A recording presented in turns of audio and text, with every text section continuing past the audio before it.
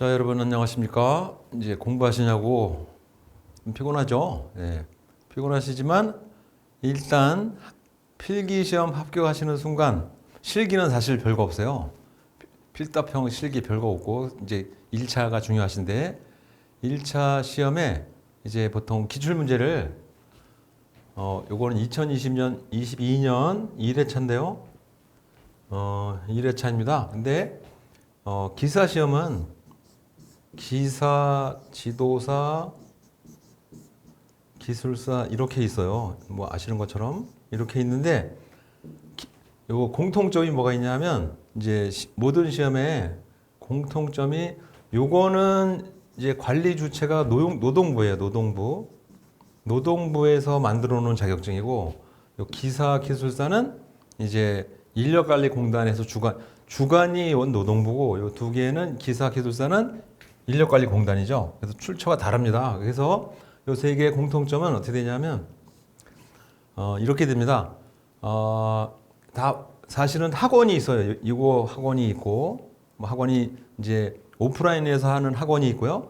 요거는 학원이 없고 이것도 학원이 없어요. 일반적으로는 없습니다. 물론 있는 과목도 있는데요. 그런데 이제 어떤 이제 취지냐면 학원을 안 다닌 사람도 합격을 할 수 있도록 만들어야 되지 않냐라는 차원에서 그런 차원에서 기출문제를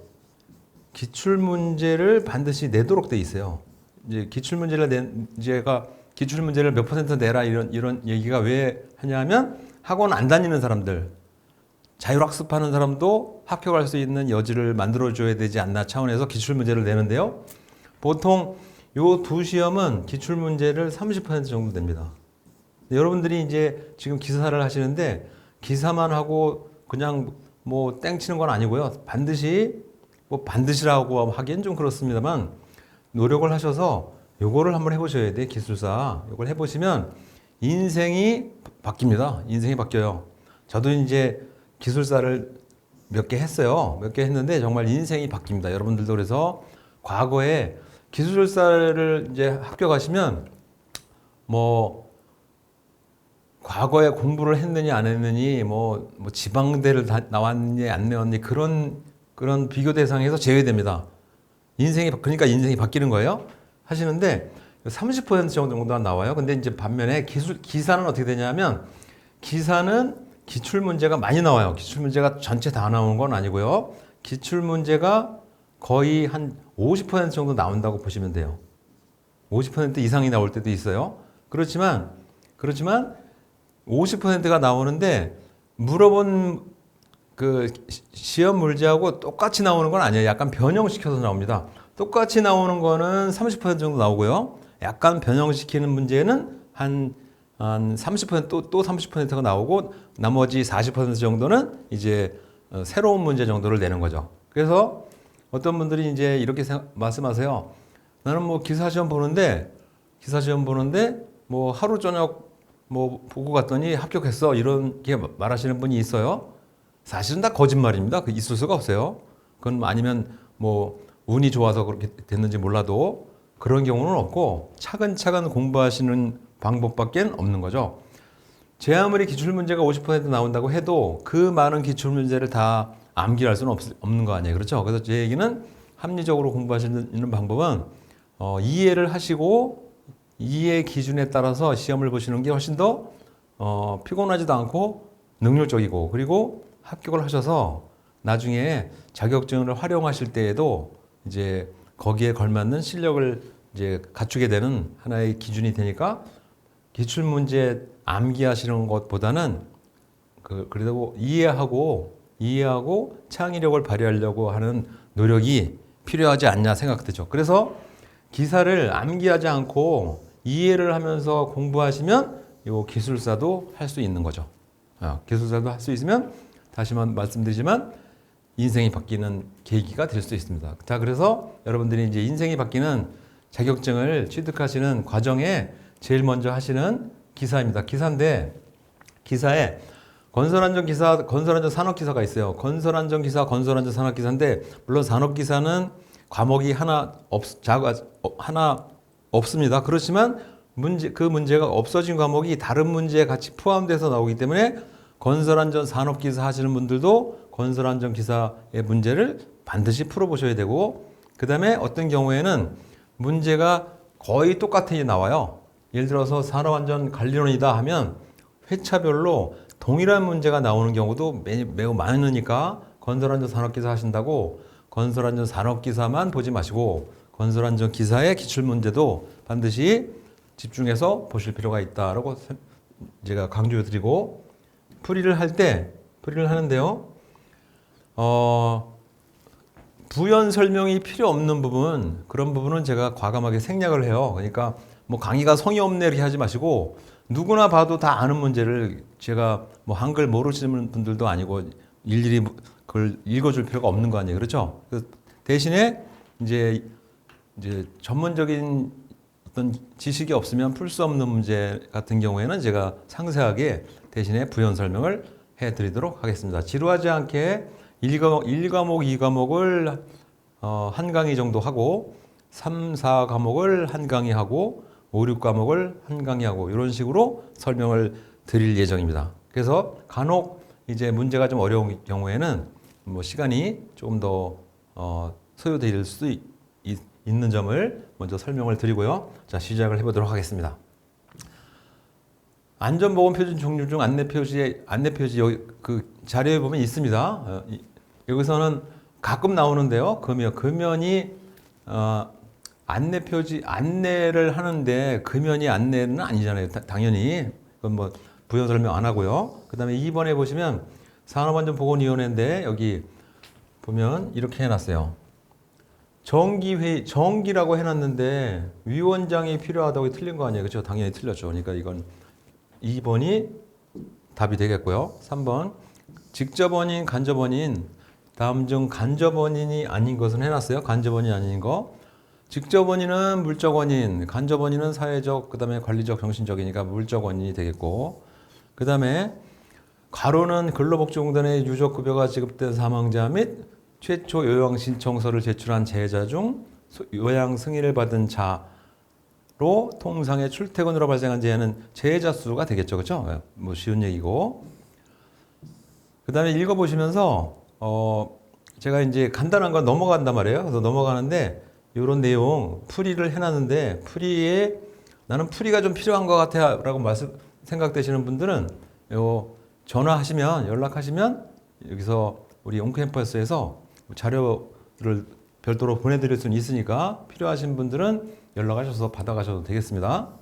그 다음에 5번 시몬즈 이제 재손실비가 있는데 비보험 코스트, 그 다음에 보험 코스트 있어요. 그래서 비보험 코스트 산정하는 방법이죠. 비보험 코스트에 해당되는 네 가지죠. 이렇게 비보험 코스트.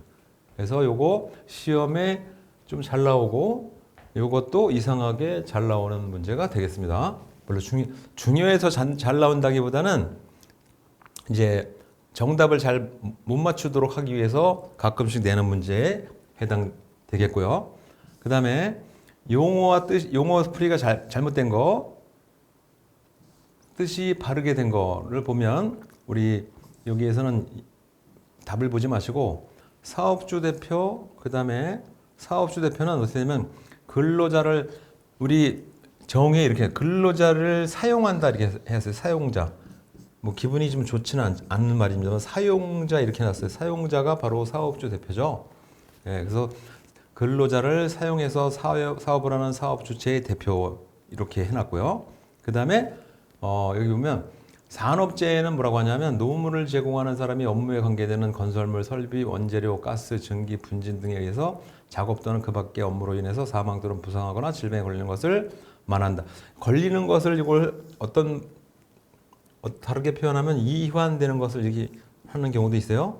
그래서 이환된다. 또 이것도 걸리는 것의 동의어다라고 보시면 되겠고요. 나머지는 뭐 잘못 풀이가 된 거니까 한번 참고 삼아 읽어보시고요.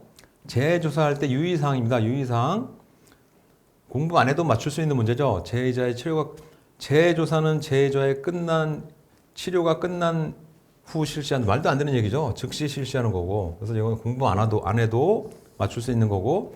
여기까지 이제 7번까지 풀어보셨는데 이렇게 풀어보시면서 착각을 하시면 안 돼요. 뭐냐면 야 나는 이거 공부 하나도 안 했는데 7번까지 다 맞았어 이렇게 할 수 있는데 자기만 그런 거 아니고요. 이 시험 보는 사람 다 똑같이 7번까지 풀어보시면서 자기 스스로만 천재여서 맞춘 게 아니고 다 맞추는 문제거든요. 현재까지는.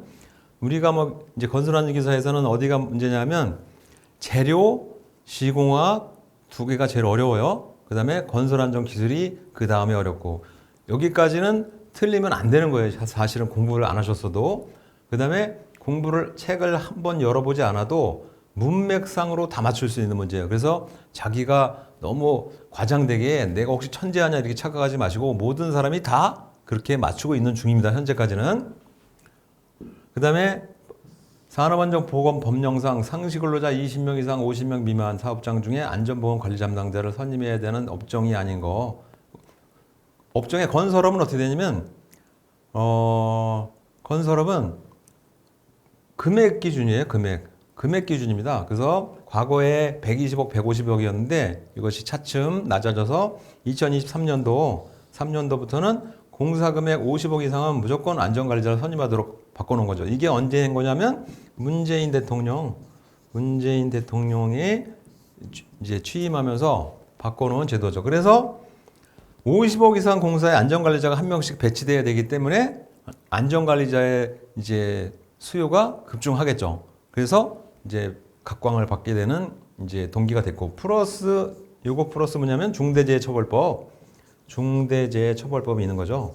중대재해처벌법이 발효되면서 안전관리자의 수요가 이제 급증하게 되니까 인기를 이제 구가하고 있는 중입니다. 다 아시겠지만 안전관리 계획을 수립해야 되는 건설공사 이거는 건설기술진흥법이죠. 과거에는 안 나왔었는데 건설기술진흥법이 왜 요즘엔 나오냐면 공사를 하면 산업안전보건법이 있고요. 산안법이 있고 건설기술진흥법이 있으면 이게 중복되는 게 있어요.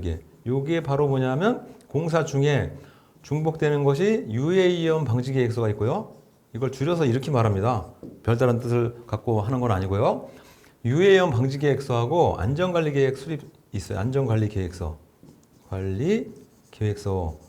계획서가 거의 유사한데 똑같진 않아요. 유사한데 안전관리 계획서는 건설기술진흥법이고 그 다음에 유해이염 방지 계획서는 산업법이죠. 그렇기 때문에 얘는 항상 시험 문제에 나온다고 보셔야 되죠. 그래서 항상 나옵니다. 이건. 그 다음에 요거 이제 항상 나오는데 나오는 것에 일종시설물이 있어요. 일종시설물이 뭔지 모르시는 분은 이제 제 강의해 놓은 거 보셔야 되고 1종, 2종 시설물이 있습니다. 물론 3종 시설물도 있어요. 자, 그런데 1종, 2종에 해당되거나 기타 등등이에요. 그래서 안전관리 계획 수립 대상 요거는 암기하셔야 돼요. 요거 교재 보시고 암기하시고 또는 이 내용 보시고 암기하셔서 이 문제는 항상 나오니까 항상 나오기 때문에 반드시 머릿속에 달달 암기가 될 수 있도록 하셔야 되죠. 그래서 자격증 중에 기사 시험이든 뭐 기술사 시험이든 뭐 지도사 시험이든 항상 기본 암기하는 내용이 있고 암기를 토대로 자기가 창의력을 발휘하는 내용이 이제 엔지니어로서의 하나의 소양이죠. 그래서 기본 암기 사항은 암기를 하시는 겁니다. 이건 어쩔 수가 없어요. 그 다음에 기인물, 가해물이니까 이건 생략하겠습니다. 그럼 다 아시는 얘기니까. 기인물, 이것도 항상 시험에 나오는 거고. 왜 나오냐면 점수를 주기 위해서. 그 다음에 안전인증을 받은 보호구에 표시하는 사항 중 이게 안전인증 대상 보호구가 뭐 상하거나 부패되는 거 아니니까 사용 유예 기간은 없습니다. 이건. 네, 없고. 이제 이렇게 하시는 분이 있어요. 여기 안전인증 대상 보호구에 필요한 사항, 제조자명, 안전이 이런 거 외우는 건 아니에요. 이거 외우지 마시고 이런 문제는 해당되는 거 이거 쓸데없이 외우지 마시고 해당되지 않는 거 한번 읽어보시는 게 낫지. 이건 외우는 거 아니에요. 이건 누구나 다 눈썰미로 맞출 수 있는 문제가 되겠고요. 그 다음에 위험예지 훈련 진행 순서 단계별 그죠? 네. 현상 파악, 본질 추구, 대책 수립, 행동 목표 설정. 요거는 항상 시험에 나오니까 요것도 메모해 두시면 좋겠고.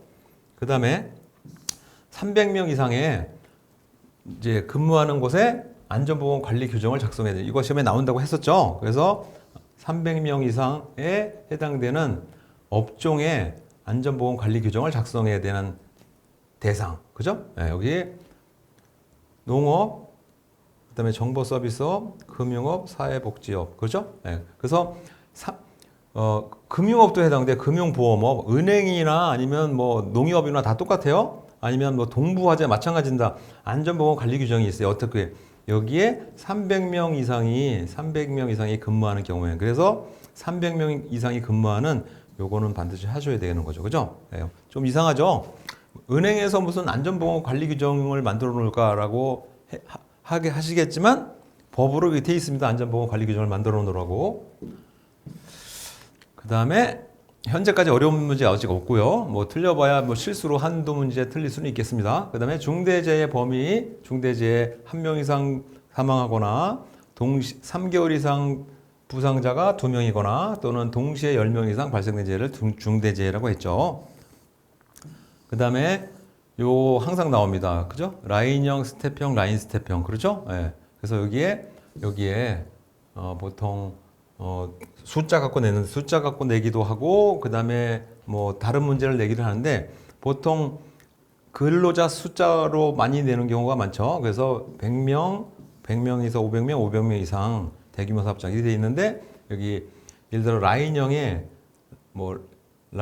사업주가 뭐 관리자, 관리 감독자에게 근로자 이렇게 돼서 뭐 하나의 한 줄 그러니까 라인처럼 업무 지시를 받는다 해서 라인형이라고 했고 라인 스텝형 했는데 사실은 이렇게 되고 있진 않다. 제가 본 수업 때 설명드렸어요. 그렇죠?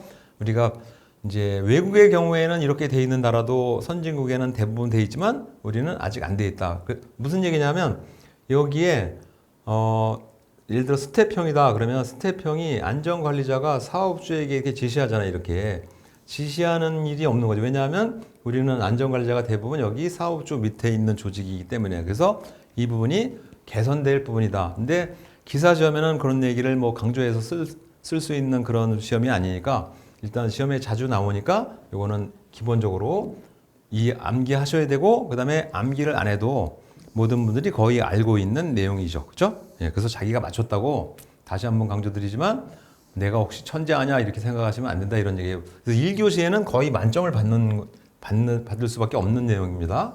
그 다음에 강도율 계산이죠. 강도율 어떻게 했냐면 연 근로 총시간분의 근로 손실일수 곱하기 1000에서 계산하시면 이렇게 돼요. 사망자는 ILO에서 기준이 7,500일 이렇게 해놨어요. 7,500일, 그래서 7,500 하고 나머지 계산식 맞추면 쉽게 점수를 계산할 수 있는 방법이니까 상세한 설명을 생략하고요. 근데 다만 강도율이 유난히 많이 나옵니다. 이거 강도율이 많이 나오니까 한 번씩 꼭 강도율을 풀어보실 필요가 있어요. 알겠죠? 16번 문제 요 강도율 계산이 항상 나오니까 이거 다음 시험에 여러분들이 시험 보실 때 나오시면 또 계산 안 풀고 볼펜 굴려서 쓰지 마시고 이 문제는 반드시 이해하고 계산식을 암기하실 필요가 있습니다. 그 다음에 순회 점검 주기 2일에 한 번 강조드린 바 있고 그 다음에 재해사례 연구 진행 순서 제일 먼저 상황 파악하시고 사실을 확인하고 그 다음에 문제점 발견하고 문제점을 발견했으니까 결정해야 되겠죠. 문제점 결정하고 대책을 수립하는 순서죠. 그렇죠? 이것도 항상 나오는 문제라고 보시면 되죠. 이것도 항상. 그 다음에 19번 크레인의 안전검사 주기 그 다음에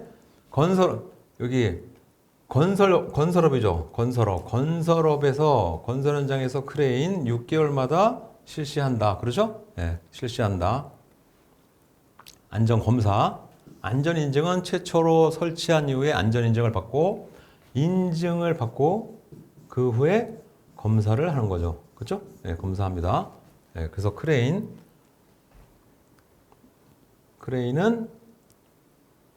그 다음에 이제 우리 양중기가 크레인, 리프트, 곤돌라 있죠? 다 똑같아요. 이것도 최초에 인증하고 그 다음에 6개월마다 검사합니다. 그래서 크레인 아니고 리프트 했다고 곤돌라 했다고 내용이 바뀌는 게 아니고 동일합니다. 그래서 여기에 크레인 이것이 건설 현장에 크레인이 양중 작업하는 것이 크레인도 있고 리프트도 있고 곤돌라도 있으니까 셋 중에 아무거나 나와도 기준은 같다 이렇게 이해하셔야 되겠습니다. 그 그 다음에 재해방 4원칙이에요. 손원예대 했었죠.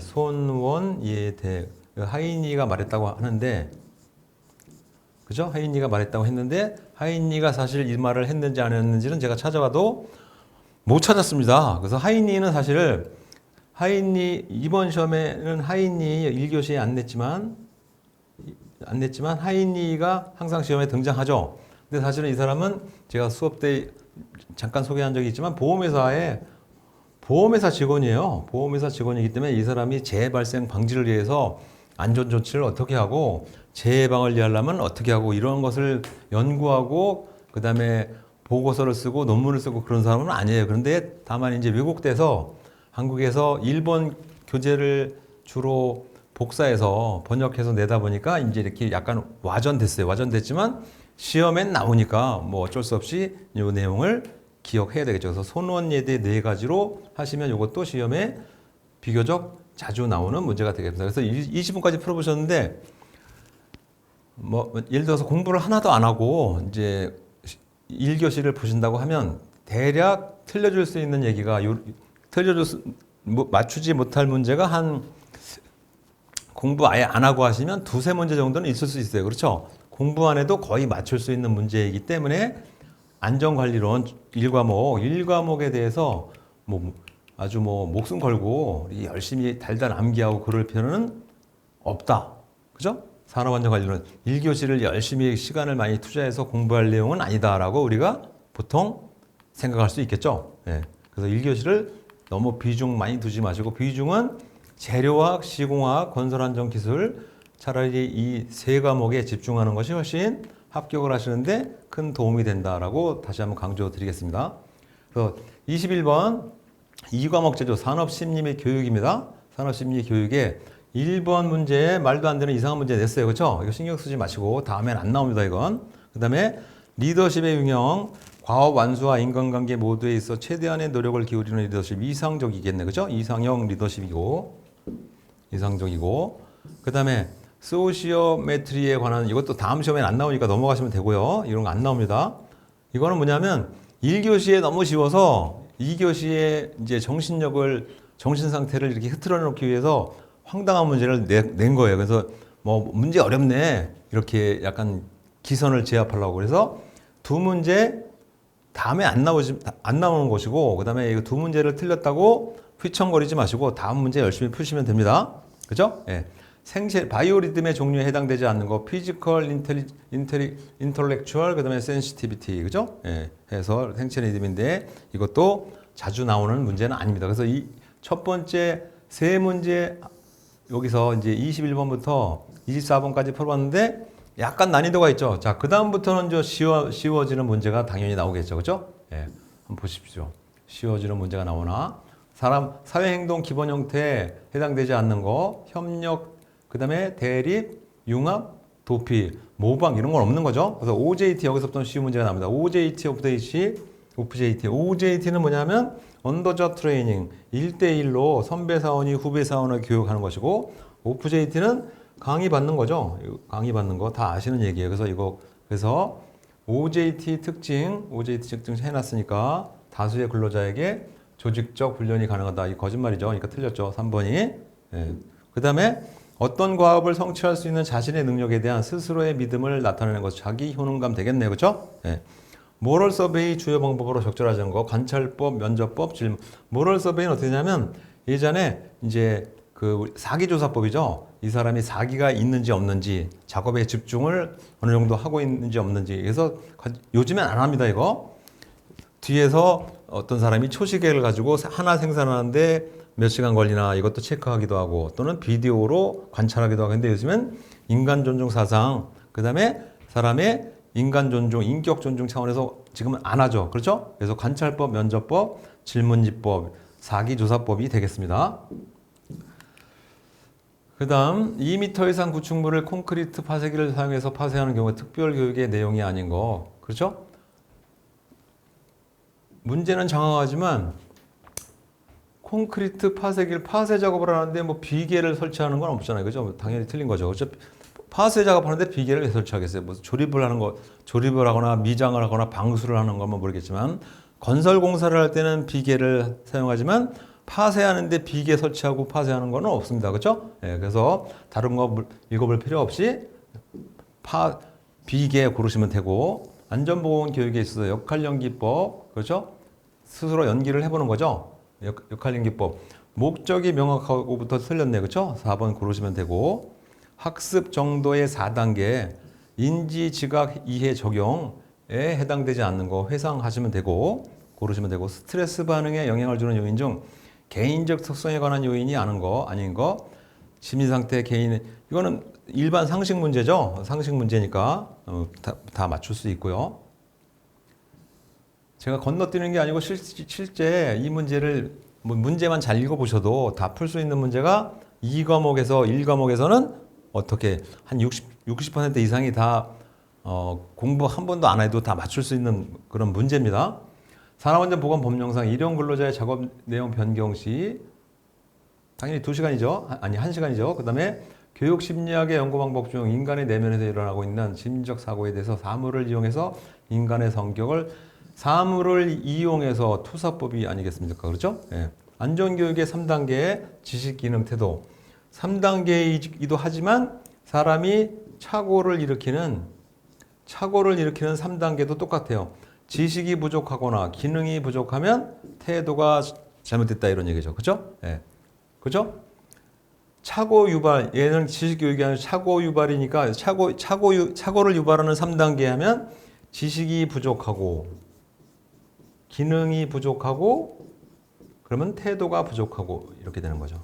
그렇죠? 네. 그래서 우리 이런 말이 있어요. 뭐라고 하냐면 얼굴로는 뭘 보냐면 이 사람의 성격을 알 수 있고 목소리로는 이 사람의 감정을 읽을 수 있고 그 다음에 이 사람의 태도를 가지면 이 사람의 마음가짐을 알 수 있는 거지. 그죠? 그래서 태도가 잘못되어 있는 사람은 분명히 기능적으로 하자가 있고 지식에 있어서 하자가 있는 내용이죠. 그래서 제가 학원에서 기술사 과목을 가리키다가 학생이 많단 말이에요. 이제 말하면 예를 들어서 수업할 때 150명을 수업을 할 때 제가 맞추죠. 뭐라고? 이번 회차의 기술사 시험에 20명을 뽑든 아니면 10명을 뽑든 내가 합격할 수 있는 사람을 골라내면 요 사람은 합격한다. 왜? 태도가 올바른 사람은 분명히 마음가짐이 올바르게 되어 있는 사람은 태도가 적합한 태도를 보이기 때문에 알 수 있는 거죠. 그래서 따라서 여러분들이 이제 공부를 하실 때 컵라면도 드시고 뭐 복숭아도 드시고 딸기도 드시고 하시 마시고 아무리 쉬운 내용도 집중해서 올바른 태도를 갖고 공부하시는 것이 합격의 요령이다. 그 다음에 혹시라도 이제 집중하지 않은 상태에서 만약에 중요한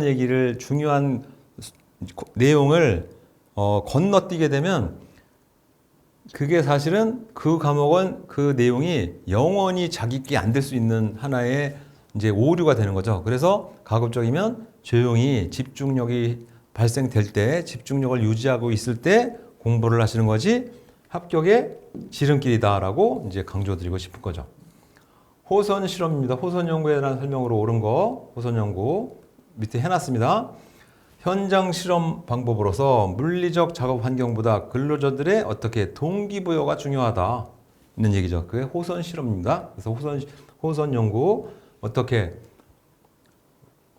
작업 환경 아무리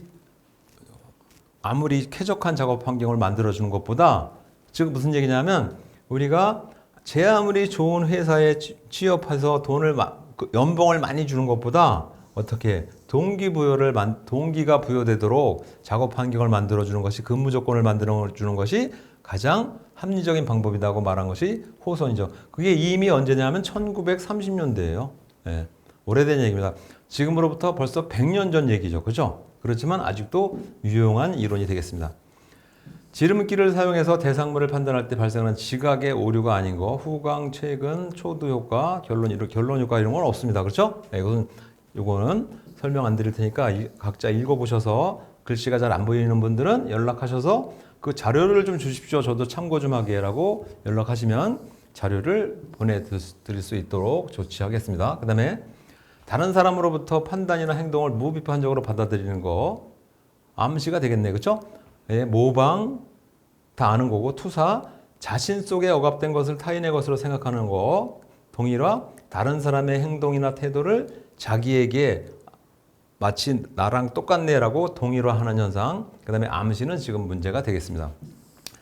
심리의 5에서 동기기질 감정습성 습관 심리의 5대 요소죠.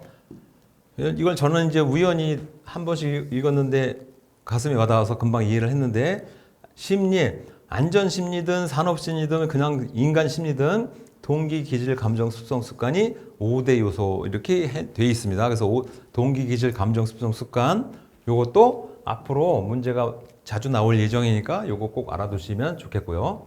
그 다음에 직무 수행에 대한 예측 변인 개발 시 작업 표본, 워크 샘플에 관한 설명 중 틀린 거 작업 표본은 실제 상황과 동일한 축소 업무 상황을 개발하고 그 다음에 피검사자에게 요구되는 실제 직무 사항을 평가하는 하나의 방법이 되겠습니다. 그렇죠? 네, 그 다음에 틀린 것은 집단 검사로 감독과 통제가 이건 말도 안 되는 얘기니까 1번 고르시면 되고 그죠? 여기서 40번 이 내용을 모른다고 해도 1번 문제는 뭐 거의 대부분 맞출 수 있는 문제가 되죠. 그래서 2교시 풀어보셨는데 2교시는 1교시보다는 그래도 약간 난이도가 있었다고 볼 수 있어요. 그렇지만 뭐 우리 일반 상식적인 수준에서 충분히 60점 이상을 맞출 수 있는 문제이기 때문에 이 과목도 너무 머리를 싸매면서 밤새면서 공부할 내용은 아니고요. 그죠? 아닙니다. 그 다음에 이제 1과목이 쉽고 2과목이 조금 더 안 쉽고 어렵진 않고요. 안 쉽고 인간공학 시스템 안전공학이 2과목보다 조금 더 안 쉽고 차례차례 난이도가 이제 높아지는 중이죠. 그래서 잠시 휴식하시고 3과목, 4과목 같이 풀어보시도록 하겠습니다. 예, 감사합니다.